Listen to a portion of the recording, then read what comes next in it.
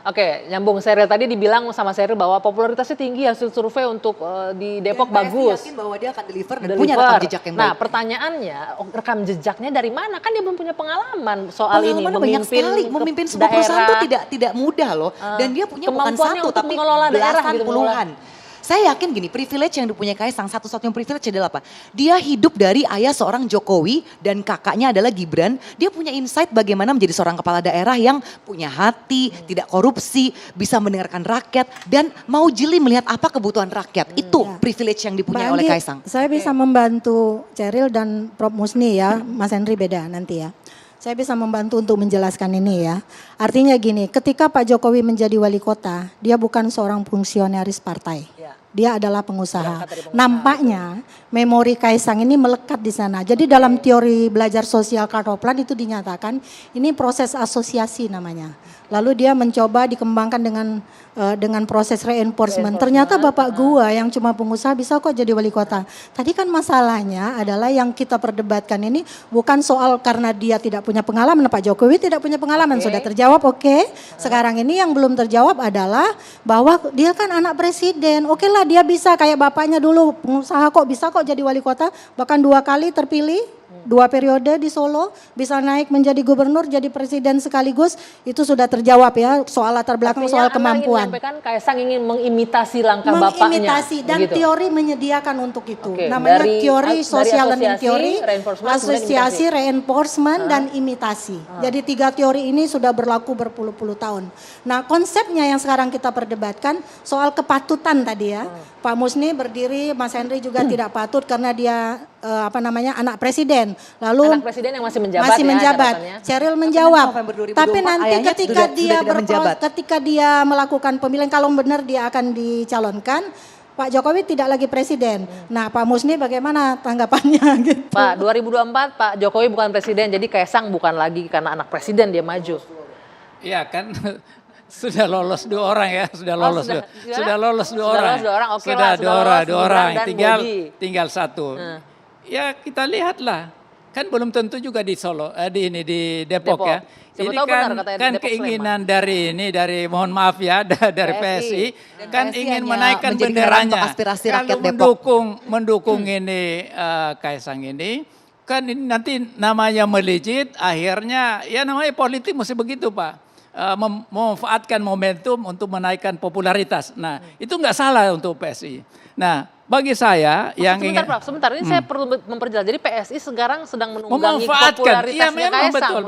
Iya.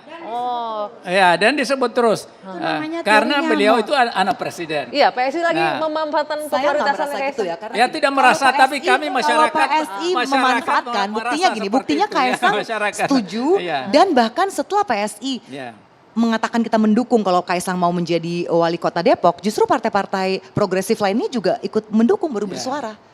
Gitu loh. Jadi saya rasa nggak ada salahnya ya kalau partai jeli melihat anak bangsa yang punya kredibilitas, punya rekam jejak keluarganya bagus, tidak korupsi. Justru partai itu harus jeli. Nggak ada salahnya juga kalau partai jeli melihat ini materi yang seksi untuk didompleng gitu ya, nggak salah juga sih sebenarnya kan Prof. Bahasanya bukan anak bangsa dong.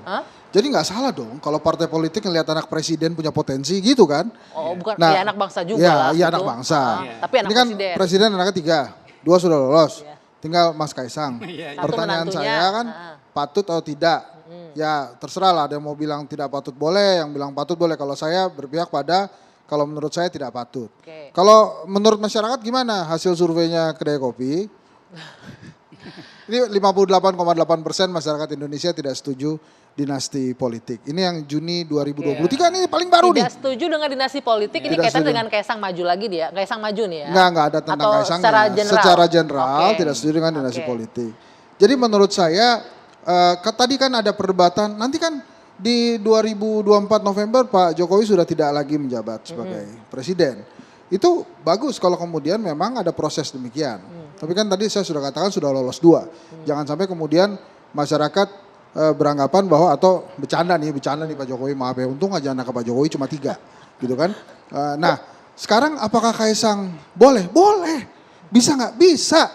Tapi lagi-lagi pertanyaannya patut atau tidak. Tapi kalau ditanya PSI boleh nggak? Ya boleh. Patut atau tidak? Ya ini patut untuk PSI supaya apa? makin populer, makin dibicarakan. Kan PSI ini menurut saya salah satu strategi yang keren banget itu adalah menumpang Pak Jokowi popularitasnya.